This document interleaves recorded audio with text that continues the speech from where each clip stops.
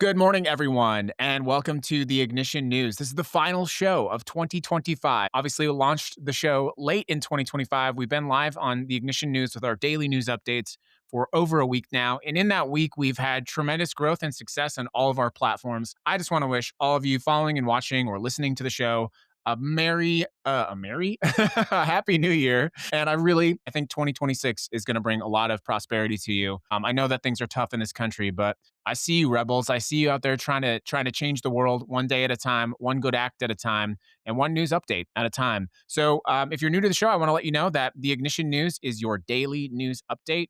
We broadcast the show live on TikTok, but the real fun happens over on Spotify, Substack, Apple Podcasts, or YouTube Podcasts, where we have your daily news updates. In an increasingly dangerous and censored news environment, we are bringing you the raw, unfiltered news, talking about what's actually happening in the United States of America. We don't have to worry about what the billionaires think about the news. We don't have to run our editorials by anyone. We're just here to bring you the most important updates about what's happening in this country so that you can be informed, educated, and push back against the growth of fascism in the United States of America. And maybe, have a little fun, meet some friends along the way. So it's a quick reminder to you, if you're listening to the show on one of those platforms, do it and click that follow button. We want to make sure that we're getting the show out to as many people as possible. And I'm happy to announce that in the first week alone, we've had a tremendous amount of success on the podcast. A lot of people joining the show, whether that's the live show or especially on either Substack, Spotify, Apple, or I'm forgetting the other one, YouTube right now. We got a ton of downloads in the first week. Couldn't be more happy with the growth of the show. I'm going to be honest with you. I started doing this for a couple days. I did a few days of the news and I said to myself, if this doesn't take off, it was a nice try. We'll go ahead and we'll wrap it up and shut it down. But I'm happy to say that the show's growing actually much faster than I thought. Just one weekend, it's kind of neat. My New Year's resolution is to be one of the biggest news platforms for you out there, whether that's on Substack or Spotify or Apple, because our information is getting censored from us. So have some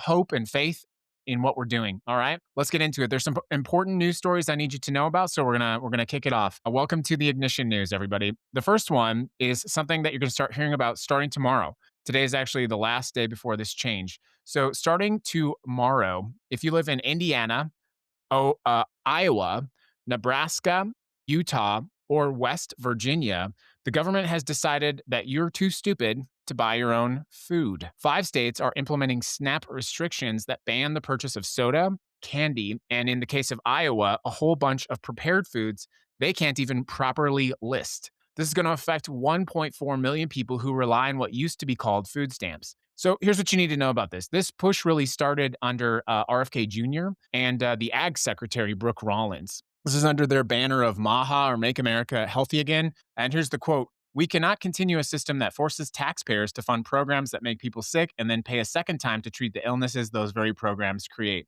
And that sounds reasonable until you look at what's actually happening. In South Carolina, they've already reported that they cannot provide a clear list of what's going to be banned. Iowa's restrictions are so vague that nobody, not even the stores or the recipients, now know what is covered. The National Retail Federation estimates this will cost retailers $1.6 billion to implement and $759 million annually going forward.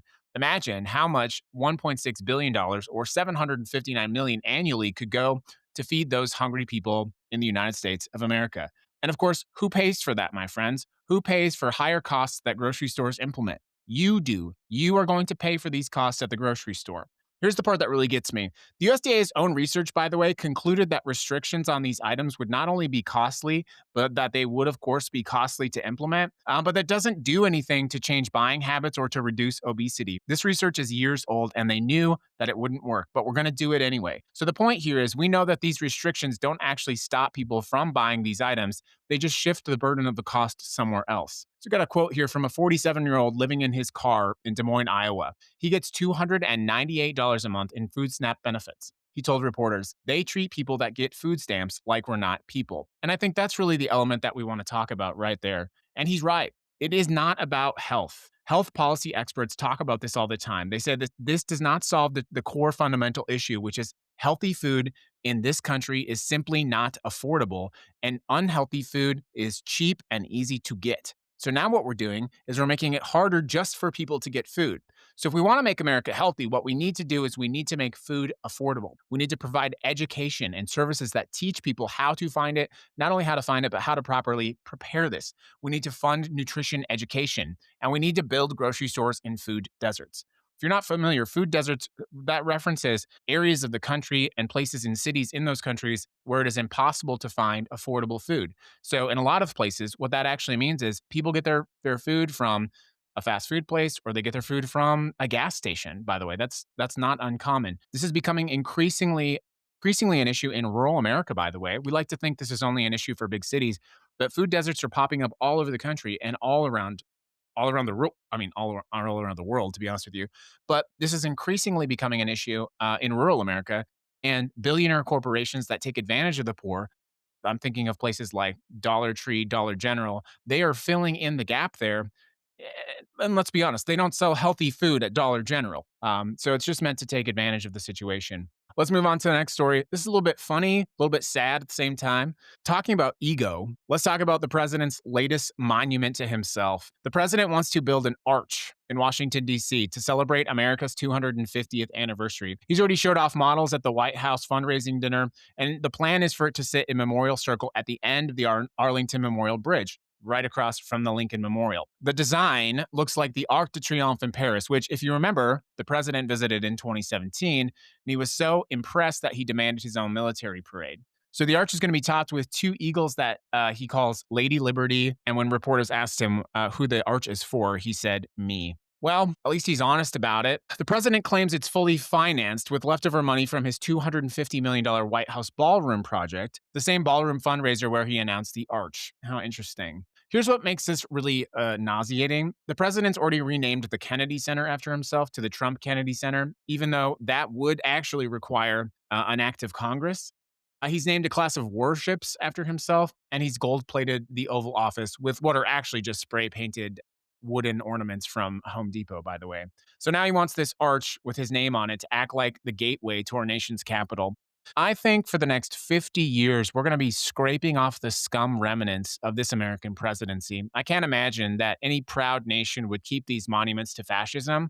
And I hope that whoever ascends to power in this country understand that these are not symbols of greatness. These are symbols of hate. They can't be allowed to stand. You know what's noteworthy about this? We are not fixing our crumbling infrastructure. I find it interesting that the billionaires are so apt and willing to fund these vanity projects for the president of the United States. Gold-plated ballrooms, arches, all of this shit. Meanwhile, we've got poor people who are being restricted and treating like they're inhuman just because they get SNAP benefits.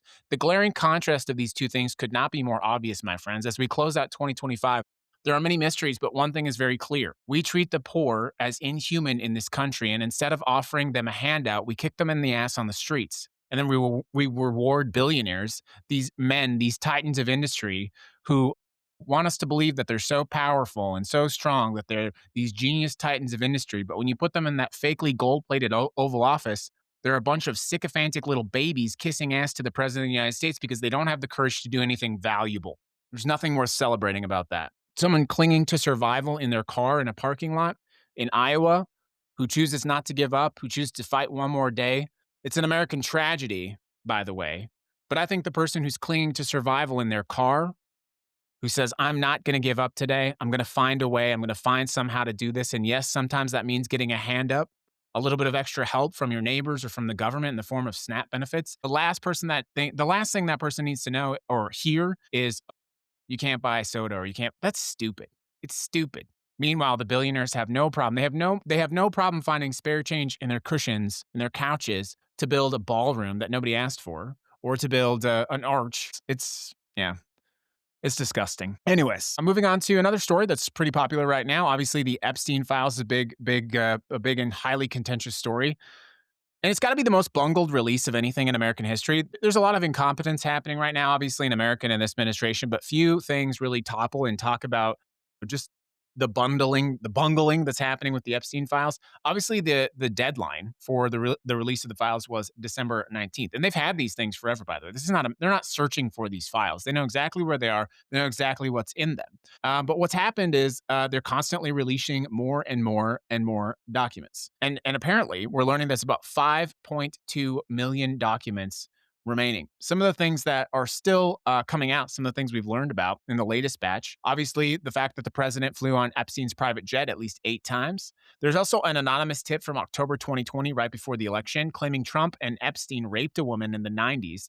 The DOJ called this tip and several others untrue and sensationalist, but it's out there. There is also a letter from Larry Nassar, by the way, and there's evidence of prosecutors were investigating 10 co-conspirators of Epstein, even though only Epstein and Maxwell were ever charged. Here's the problem, though. We have no context. We have thousands of pages of documents. Some of them are fake. Some of them are authentic. Some of them are redacted. Some of them are entirely redacted. And it's really been left on the American people to sort through this and find out what's going on. This is the most, if it weren't so incompetent, you might think that it's conspiratorial. But here we are. Next story. By the way, welcome to the Ignition News, everybody. This is your daily news story, your daily updates, unfiltered, uncensored, unbought news in a time when the media is covering up some of the most essential stories or people are afraid to talk about what's actually happening in the country. We've launched a daily news show for you to be able to get these updates live, right to your inbox, right to your phone, right to wherever it matters. You can find the Ignition News on Spotify. You can find it on Apple Podcasts. You can find it on Substack. You can find it live streaming on TikTok. Although I do want to point out, we will not be streaming the show live indefinitely. We're just kind of doing it to get people aware, to bring awareness. So getting on to the next story, something I want to bring awareness to, the participation trophy. I'm sure you've seen this by now, but it is worth covering just for the history books. Benjamin Netanyahu announced this week that the president will receive the Israeli Prize, Israel's highest civilian honor for, quote, tremendous contributions to Israel and the Jewish people. Trump is the first non-Israeli to receive this award. Israeli education manager Yoav Kish called it a historic decision. Now, you might remember that Trump has been openly campaigning for a Nobel Peace Prize. He's complained that he hasn't received it. He's just bitching and whining about the fact that he's never gotten a Nobel Peace Prize. And so what's happening is world leaders and companies, FIFA, are all giving him these little consolation prizes everywhere. So Netanyahu flies to America. By the way, it's like the Air Force One of Israel. So he has to take the Wings of Zion, a specially designated route when he flies to America. Why is that? Why does Benjamin Netanyahu have a special flight to fly to America? That's because he's subject to arrest in 124 countries right now. If Benjamin Netanyahu lands in one of those countries, he will be arrested for war crimes. So he has to fly on a specially designated route to get to the United States to hand out this participation trophy to the President of the United States. Here's what makes this really problematic, right? In addition to the fact that this is happening, Netanyahu is currently governing while under indictment for corruption in Israel. These are allegations that there are allegations that part of the reason what's happening in Gaza is being prolonged is because Netanyahu faces corruption charges. Well, what do you know? A 34-time convicted felon president and a corrupt war criminal meeting together in the Oval Office. I wonder why they get along. Nonetheless, this is not an award. This is a transaction. That's what this is. And the president, by the way, is openly pressuring the state of Israel to, I guess, pardon or drop the investigation into Netanyahu. We like to talk about intervention all the time, foreign intervention into the United States, or all this shit. The president of the United States is openly pressuring the state of Israel to stop corruption charges and investigations against Netanyahu. Netanyahu flies the Wings of Zion to the United States and gives him a peace prize because the president's butthurt that he's never going to get a Nobel Peace Prize. There couldn't be anything more corrupt than that. It's not an award, it's a transaction. So we have a president who's running around collecting participation trophies from foreign governments while Americans in the United States of America are struggling with food insecurity. More people will go to bed tonight with no food in their belly on the end of the year, December 3rd. And we've got the president colluding with a war criminal in his gold-plated Oval Office, taking donations from billionaires in his private crypto slush fund. This can't continue forever. Story number 5, kind of reinforcing that point. Good afternoon, everyone, or good morning, depending on where you're at. I do want to let you know that if you're just listening to the show, it's your first time, we're so happy to have you. Welcome to the Ignition News. The Ignition News is unfiltered, uncensored, unbought. We are sponsored, our show is sponsored by Ignite. Fighting Fascism in the Age of Its Rise. Ignite. Ignite is a signature podcast with 12 episodes and 4 bonus episodes. It is your field guide to fighting fascism in the United States of America. If you're looking around and you're wondering, how do I resist? How can I stand up to the corruption in this country? How can I make my community better? How can I fix the pothole in front of my street? Or how can I run for office? All of those are questions that we answer in Ignite. Fighting Fascism in the Age of Its Rise. It is a signature podcast available on Spotify, Apple Podcasts, and YouTube. It's your field guide to fighting fascism in America. And by the way, it's totally free. Go download Ignite today on all of your favorite platforms. Let's get into story number 5.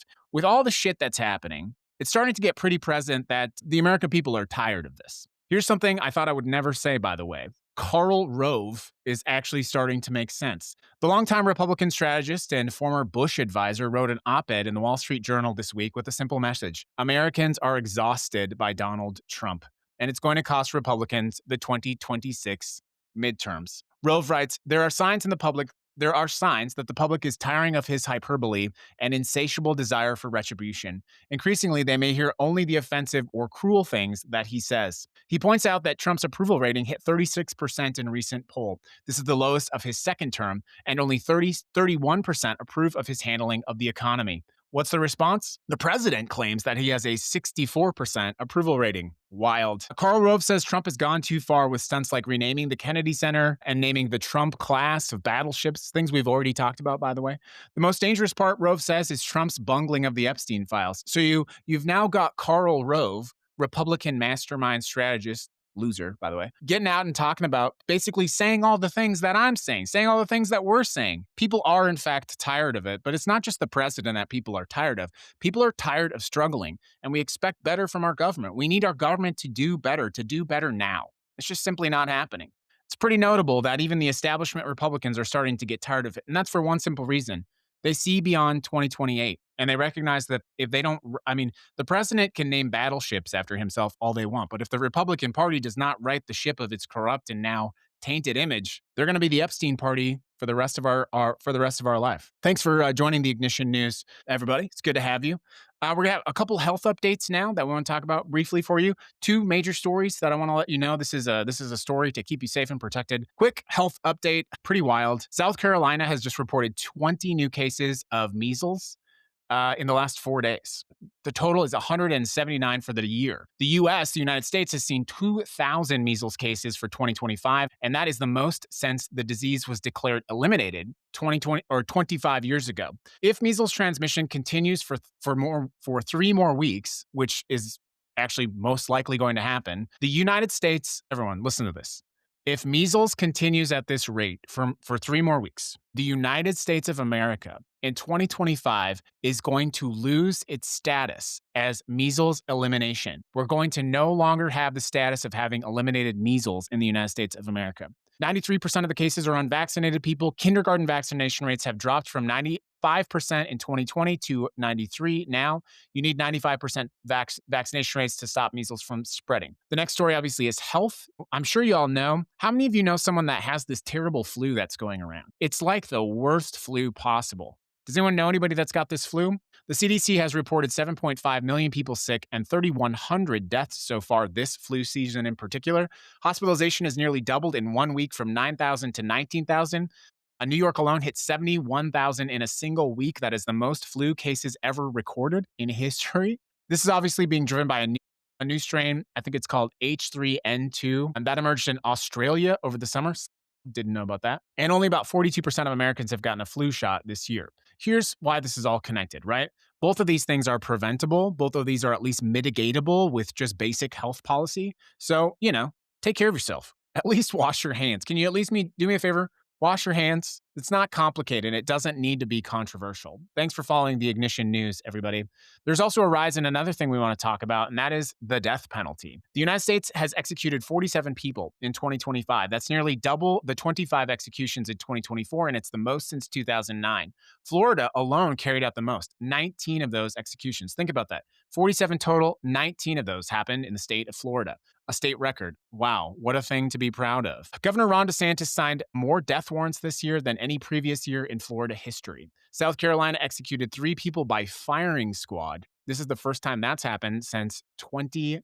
10. Here's what makes the surge particularly disturbing. According to the Death Penalty Information Center, 83% of those executed had serious mental illness or low IQ or brain damage or evidence of intellectual disability or significant trauma from childhood or significant neglect or abuse. The death penalty is supposed to be reserved for the worst of the worst, but what we're actually doing is executing people with severe vulnerabilities who probably shouldn't have been sentenced to death in the first place. This is a great stain on American civilization. Meanwhile, of course, public support for the death penalty has dropped to 52%. That's the lowest since 1972. And in 1994, it was 80%.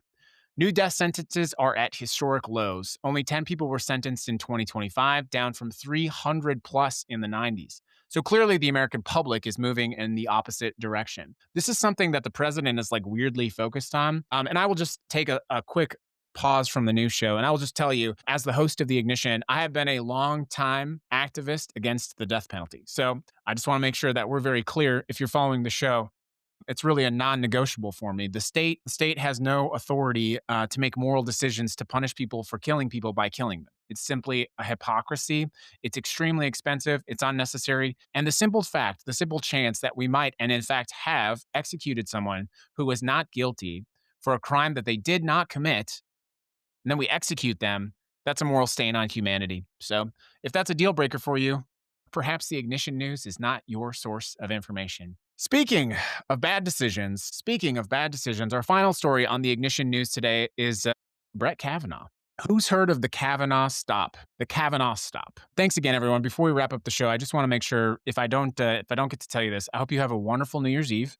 And I genuinely hope 2026 is one of the best years for you possible. I hope you have a great, great 2026. I know we've been struggling a lot. I know it's been difficult, but in that difficulty, I think we've found some connection. We found the ability to prosper through that challenge. And I truly believe our best days can be ahead of us if we come together, if we find each other, and if we decide to take our destiny into our own hands. Let's go. Let's end with the Supreme Court. And that is Mr. Brett Kavanaugh. I like beer. God. Supreme Court Justice, by the way. In September, Kavanaugh wrote a concurring opinion in a case about ICE enforcement in Los Angeles. Kavanaugh said immigration agents could use apparent ethnicity as a relevant factor in deciding who to stop and question, literally erasing the Constitution, by the way. That decision became quite infamous. Lawyers started calling those encounters Kavanaugh stops. So when someone who's, let's just say, brown, maybe they appear to be of Hispanic descent. The idea that you could pull someone over just for being or appearing to be from a different country, the idea that that would happen, absurd, very, very opposed to the Constitution. Basic Fourth Amendment, you know? Nonetheless, Kavanaugh's concurring opinion says, well, yes, if you look like you're from Mexico, we can pull you over, but it should be as follows, right? They can just explain that they're a United States citizen and you're good to go. That's why they're called Kavanaugh stops. Anyways, Justice Sotomayor wrote, we should not have to live in a country where the government can seize anyone who looks Latino, speaks Spanish, and appears to work a low-wage job. That's exactly what Kavanaugh greenlit.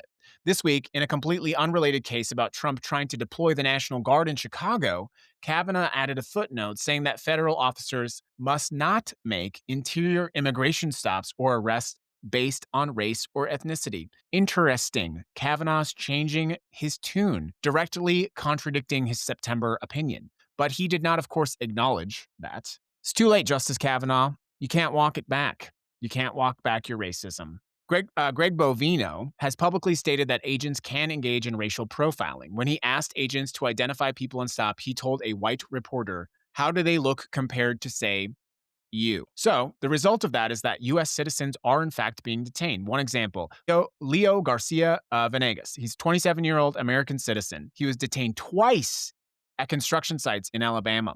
Once he was wrestled to the ground and he was told by ICE agents that his real ID was fake, and he was held and detained for over an hour. The agents in that case did not question or stop any white or black workers. But this is happening across the country. Latino Americans, citizens by the way, are carrying their passports everywhere with them because they're afraid of being detained. Kavanaugh wrote in his September concurrence that these stops would be brief and that people would they would promptly go free once they proved their status.